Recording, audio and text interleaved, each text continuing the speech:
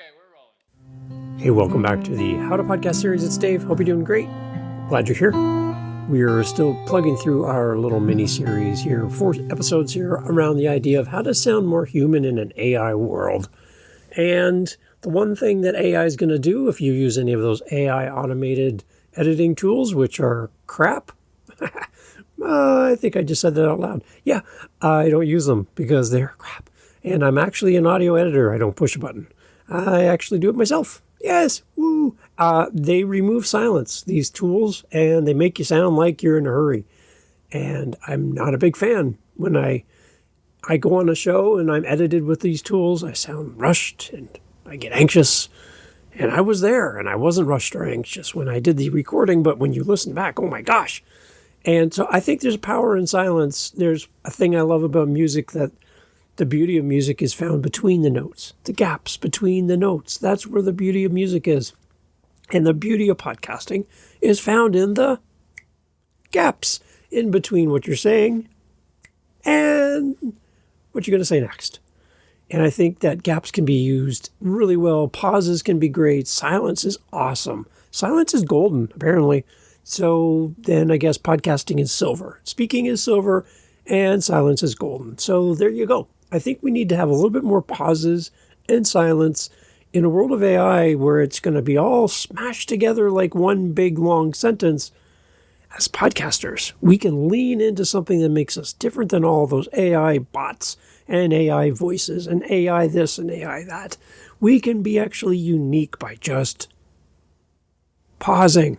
Yeah, that's all it takes. It's just a quick little pause. And people are going to know that this is not AI. If it's AI, it's really good. And no, I'm not AI. I'm Dave. I actually, it's me. It's really merely me. There's nobody here. Just me. So let's get into this. In the last few episodes, I've been talking a little bit about our meetup group. I just want to throw this in here one more time. We get together twice a week, and 2 of the guys from the meetup group, on their own, without me asking, created their own little promo for what this meetup means to them. Dave Beckmeyer in California, Bill Monty in Florida got together, recorded this, and put it in a podcast episode. And I grabbed it as quick as I could and threw it in here. And I was just happy to do so. So here's Dave and Bill talking about the meetup. And if you're interested in this meetup, it's completely free. howtopodcast.ca. You'll scroll down, you'll see meetup. Just click it. You can come right in. We'd love to have you there. It's completely free. It's been running now in our 4th year, twice a week, Tuesdays, Saturdays. And the only thing that would make it better is if you showed up. So if you want to come join us, don't podcast alone, by the way. Come join us at our meetup. Here's Dave and Bill talking about the meetup from their perspective. And maybe this might sway you to go, hey, maybe I should be a part of this. Yeah, you should. Here's Dave and Bill. This episode got me thinking about something I've been doing almost every Saturday for the last several years now. Regarding real change taking longer than a weekend, I wanted to mention a podcast meetup run by a friend of the show, David Campbell. Rather than have Dave do a promo about it himself, I spoke with a fellow member of the group, Bill Monty. I was so lucky to just stumble upon Dave's meetings. The first meeting, I knew this was different than other groups I had belonged to. First off, the other groups I had to pay to be in. And sometimes I was completely ignored, never asked a question or even acknowledged that I was part of a little 5-person group. And so this became something very different for me. And really it was someone tossing me a lifeline, because at that point I was just thinking about giving up podcasting. Dave uses the word community a lot. And that's exactly what we've built. We've built this little podcasting community of people who actually care for each other. There's no judgment. There's no sales. It's a great place to learn, and it's a great place to feel safe. If you're looking for a podcast community that feels more like a long-term conversation than a weekend transformation, the easiest way to join is visit Dave's site, howtopodcast.ca, and scroll down to the meetup. It's free, and honestly, it's one of the few podcast groups I keep coming back to. Thanks, guys. And a little bit of news, which made me really happy today. I'm recording this on July 24th, and I just went to Pod SEO. Pod SEO is a tool that's really great. It's they have a free version. I'll put a little link in the show notes for you to go sign up. It's amazing. Super. I love it. I love it a lot. And I went there and I found out, to my surprise, that this very show you're listening to here right now, this one, is number 1 in the Apple charts in Guatemala. Number frickin' 1. Yeah, in Guatemala, where I've never been. So to everybody in Guatemala, thank you so much. I love you guys. Podcast SEO is a great tool. It can really track not only your podcast, but you can also track your competition and see what's going on with them and see where the gaps are. So it gives you your chart ratings for globally for Apple, which is great. It tells you if you've been mentioned on any websites, which is kind of cool. You can do a comparison and see your keywords compared to someone else's keywords, your competition. And so there's a few shows I keep my eye on, keeping my finger on it. I want to make sure and see where I am compared to them. And the show's actually doing pretty good. So I'm pretty happy with that. Pod SEO, link in the show notes. Go sign up. It's free. Doesn't cost you anything. Also found on podcastforfree.com. Oh, wait. Here's the sound of that.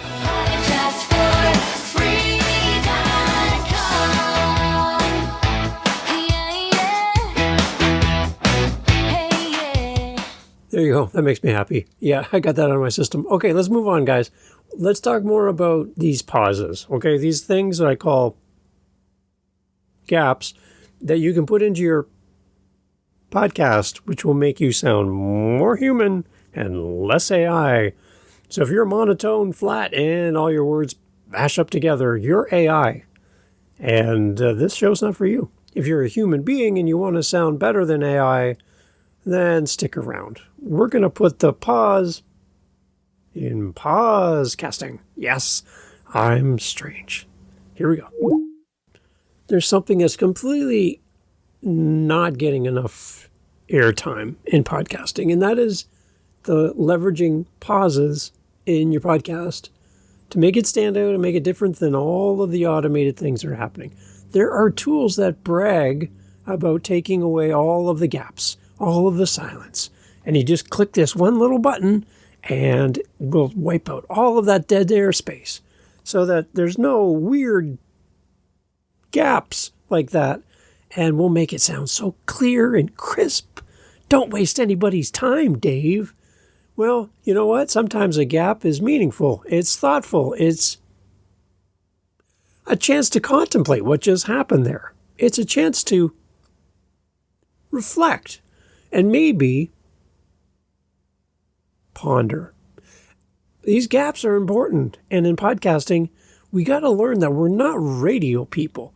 Radio people will get in big trouble if there are big silence gaps like this, where nothing happens. Somebody would have ran into the studio by that point and gone, "What is wrong with you?" Right? Yeah, no gaps in radio. This isn't radio, everybody. Thankfully, because if this was radio, I would quit right now because I'm not interested in radio. I'm a podcaster. Woo! And that's why this is a podcast. This is not the How to Radio show. This is the How to Podcast series, right? This is podcasting. We're not radio, and a gap like this is not the end of the world. It isn't radio, but we're not radio. Thank the heavens, because if we were radio, I would not be happy right now. Not at all.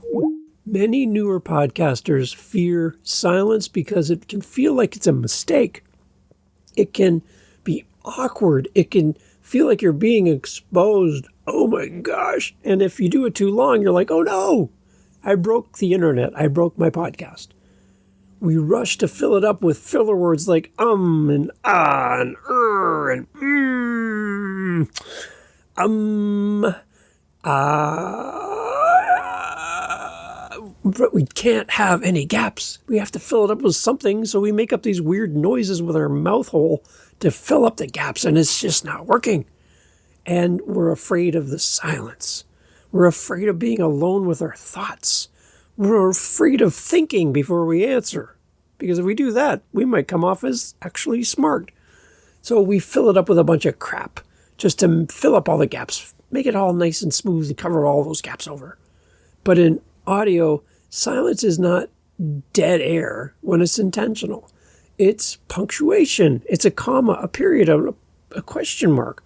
You can't, when you're writing on paper and a pen, You can put in the breaks and the pauses and the commas and the em dashes, which are apparently evil. Now, you could put all that in on a written document, but when you're speaking, how do you put in a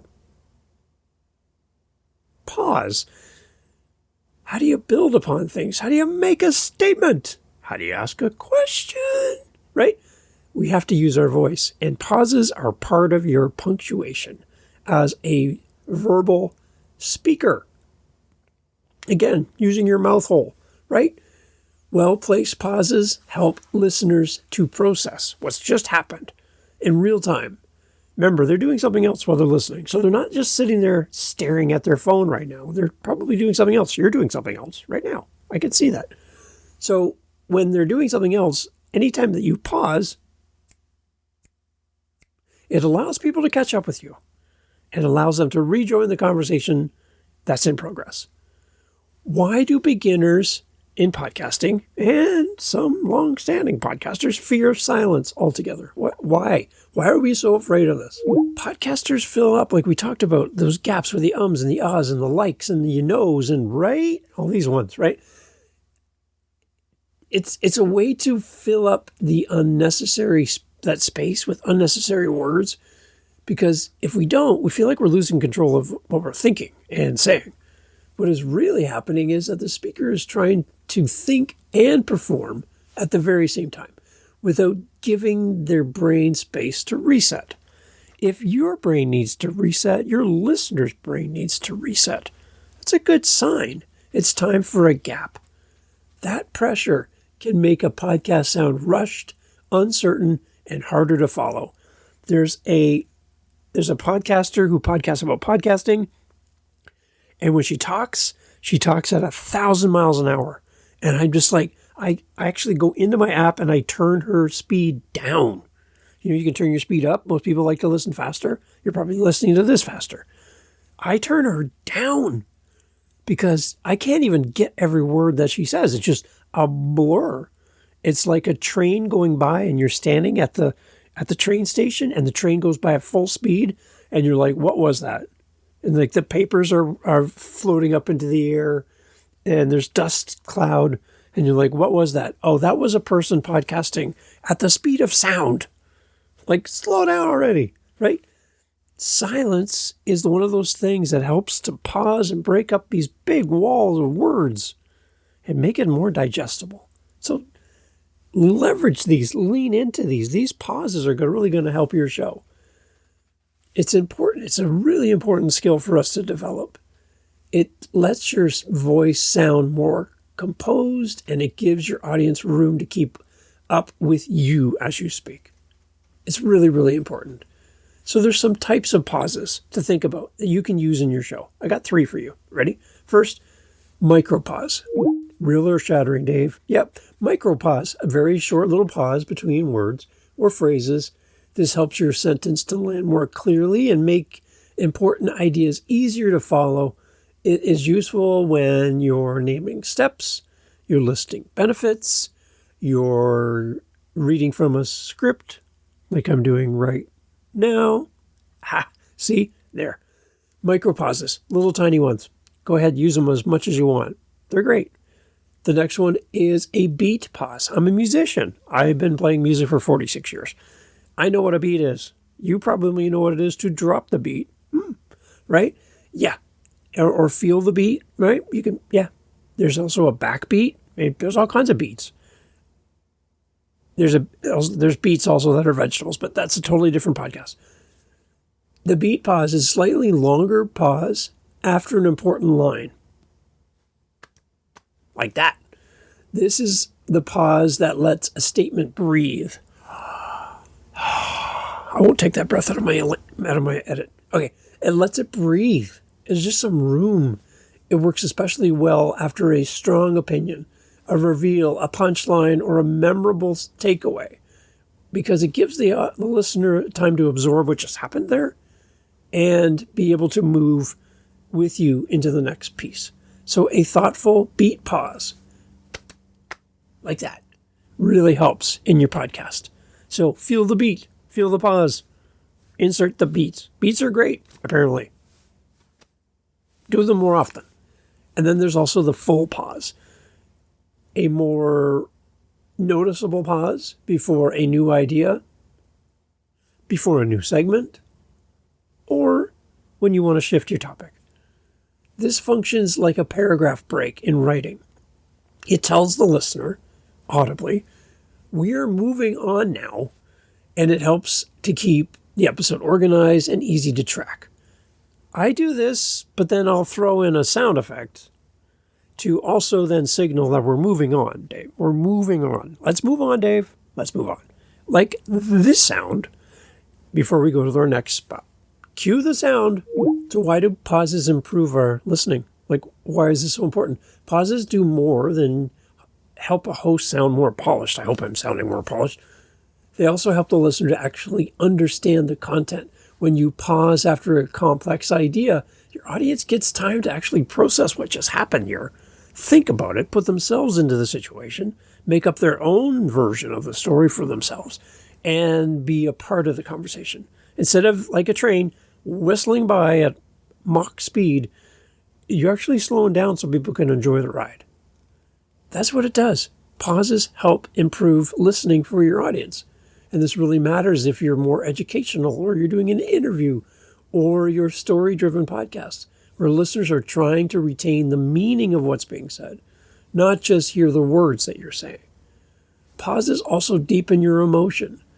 If a guest shares something vulnerable, don't rush them through. They just told you about a really pivotal moment in their life. Don't be like, yeah, okay, next. A pause. I find that when I'm interviewing guests and I pause or they finish their statement and I don't jump in immediately, I give it some room to breathe. Sometimes my guests will go even deeper. They'll see that as a signal that just keep going. Like, it's really good. Keep going. And they'll go deeper and expand on the story and give you more depth to what they've been saying to you. And it makes for a better podcast. Don't be afraid of the pause.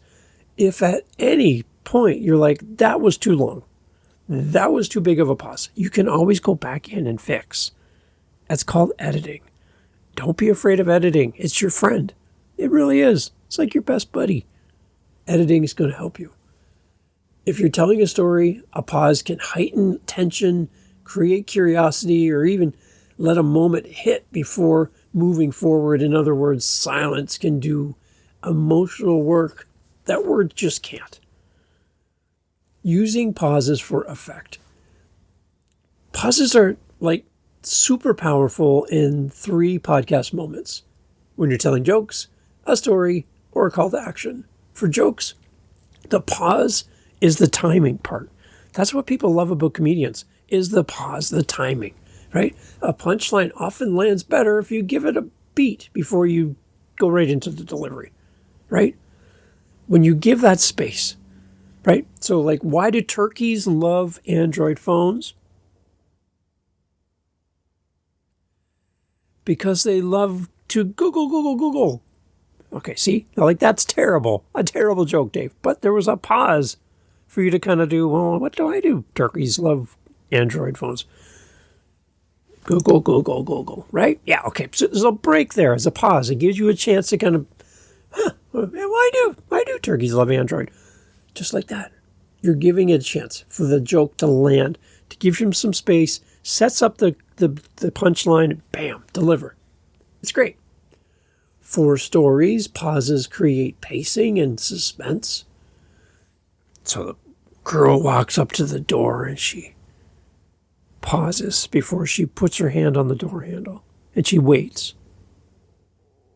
And she listens.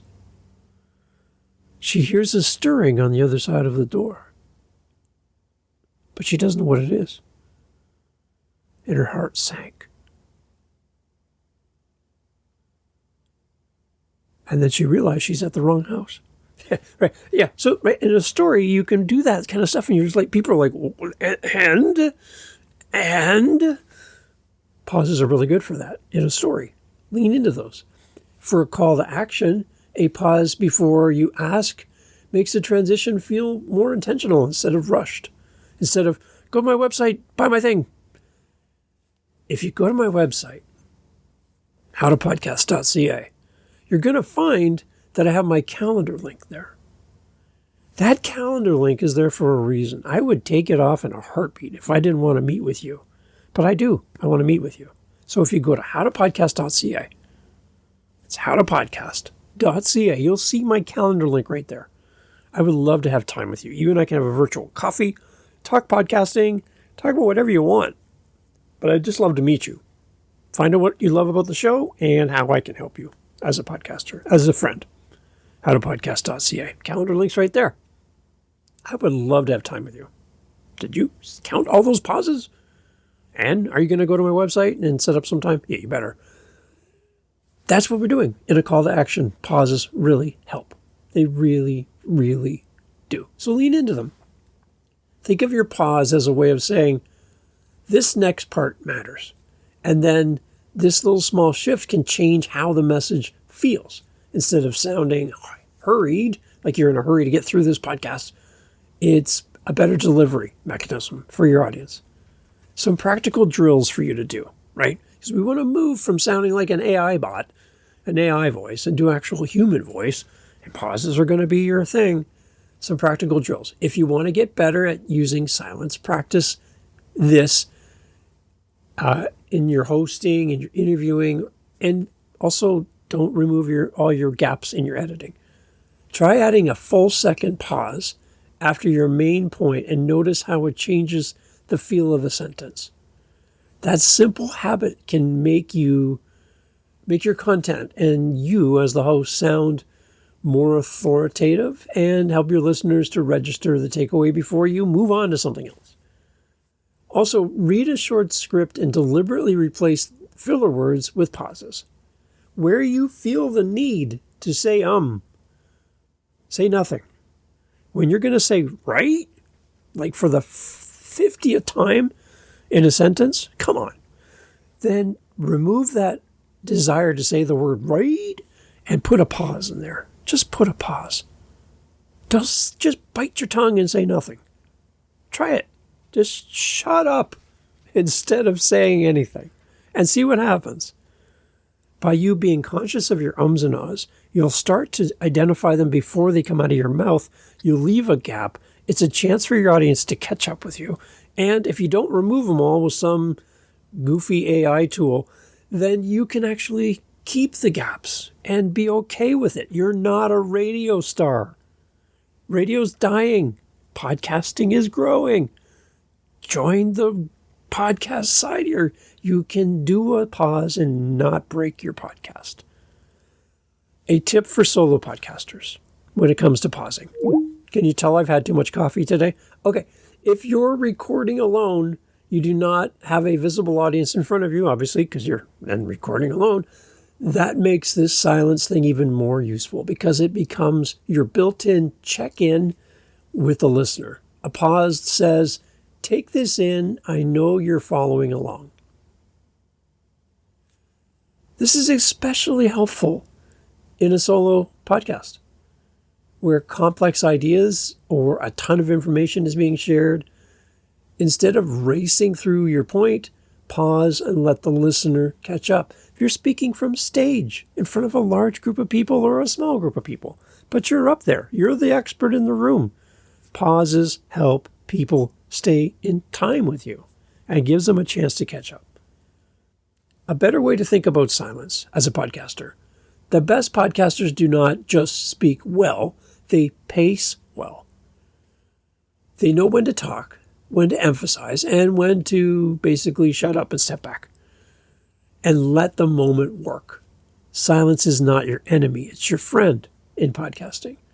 You're not a radio person.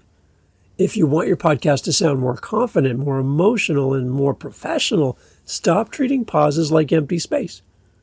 Treat them like part of the message and lean into them. You got this. And if you want to move from sounding like an AI voice into being a human again, then use pauses.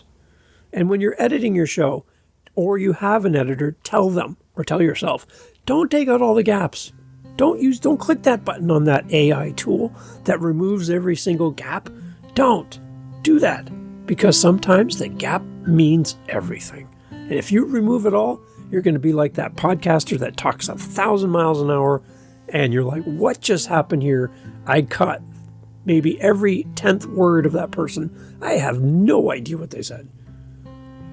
So speak to your audience, give them a chance to catch up, and embrace the pauses, because they're there to help you. If you need help, howtopodcast.ca. Talk soon.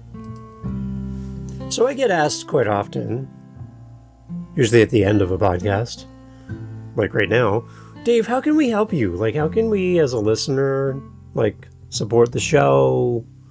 Can we come rake your leaves? Can we cut the grass? Shovel the snow? Watch your dog? Help you move? What can we do? Clean your dishes? Oh, that'd be interesting. Well, if you can't do that because, you're in Poland, maybe you can help us by supporting us with our Buy Me a Coffee. It's right there on our website. And, it just will help us to, A, stay fueled because, we drink a lot of coffee around here. And it helps the show. So if you want to help us, it's out of the goodness of your heart. I can tell you that listening to the podcast to this point, you've already helped us so much. But I do have people saying, Dave, I'd love to give back something small, even just to the show. Buy Me a Coffee link is on our website at howtopodcast.ca. And you can support the show that way. It would mean a lot to have you on our team supporting what we do here. If you find value in the show, then that's great. Share the show, tell somebody about it. And when somebody says, Dave, I want to start a podcast, who should I check out? Oh, you should go check out the How to Podcast series because of all the great co-hosts and all the things that happen here, the meetups, everything. And I would appreciate that.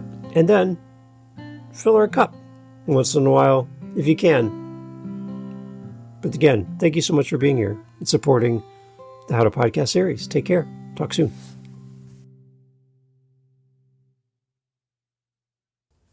You're still here. Excellent. This is the bonus stuff I throw at the end of the episode just for you and me because everyone else is gone.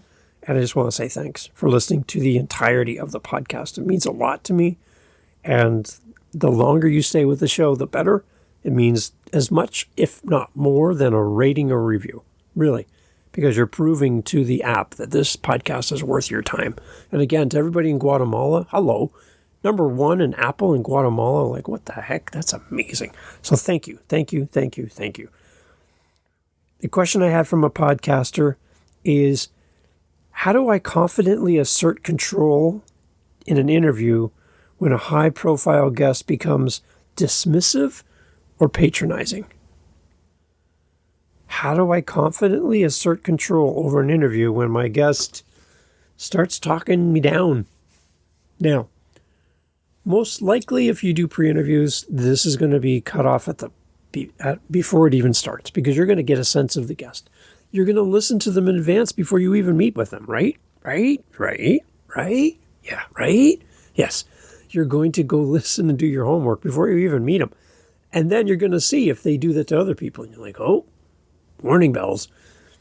So your preparation is the first thing. If you're getting caught off guard, that means probably you haven't done your homework, really. So that's the first step. That's kind of on you. And I can't fix that for you. That's your work to do. Do your homework on your guests before you have them on your show.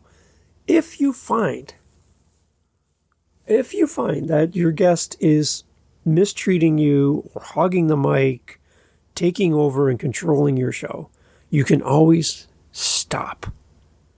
And just when it's your turn to ask the next question, be like, okay, just one sec. Dave, love having you on the show. Now, I just kind of want to reset for us. I'm going to take this part out in the edit, but I just want to reset for you.